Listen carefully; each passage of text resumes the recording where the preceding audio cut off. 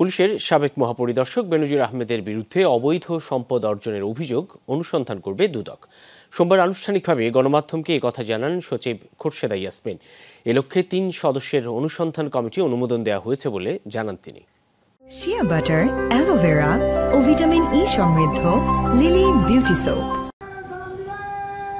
ক্ষমতার অপব্যবহার করে অবৈধ সম্পদ অর্জনের অভিযোগে গণমাধ্যমে সংবাদ প্রচার হয় বেনজির আহমেদের বিরুদ্ধে।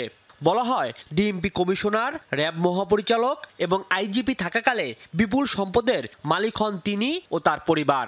অবশ্য প্রকাশিত সংবাদ মিথ্যা উদ্দেশ্য প্রণোদিত উল্লেখ করে নিজের বক্তব্য তুলে ধরেছেন ভেরিফাইড ফেসবুক পেজে।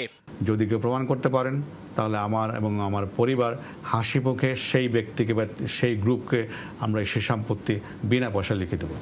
আলোচনা সমালোচনার মধ্যে সোমবার আনুষ্ঠানিকভাবে বেনজির আহমেদের বিরুদ্ধে তদন্ত শুরু করার কথা জানায় দুদক।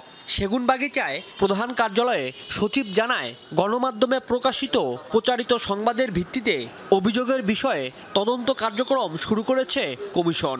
ইলেকট্রনিক এবং প্রিন্ট মিডিয়ায় যে সকল তথ্যাদি প্রকাশিত হয়েছে সেগুলি বিবেচনায় নিয়ে আমাদের অনুসন্ধান কার্যক্রম পরিচালনা করার জন্য কমিশন সবাই সিদ্ধান্ত গৃহীত হয়েছে।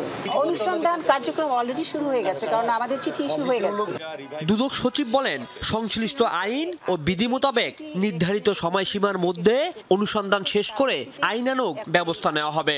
কমিশন সভায় ৩ সদস্য বিশিষ্ট একটি কমিটি গঠন করা হয়েছে এবং এই কমিটিকে তদারকি করার জন্য একজন তদারককারী কর্মকর্তা নিয়োগ করা হয়েছে।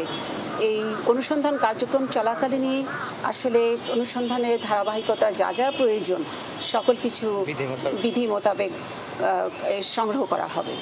এর আগে বেনজির আহমেদের বিরুদ্ধে ওঠা অভিযোগ অনুসন্ধানে দুর্নীতি দমন কমিশনে সশরীরে গিয়ে চিঠি দেন সংসদ সদস্য ব্যারিস্টার সৈয়দ সাইদুল হক সুমন। রাজীব আহমেদ, যমুনা নিউজ, ঢাকা।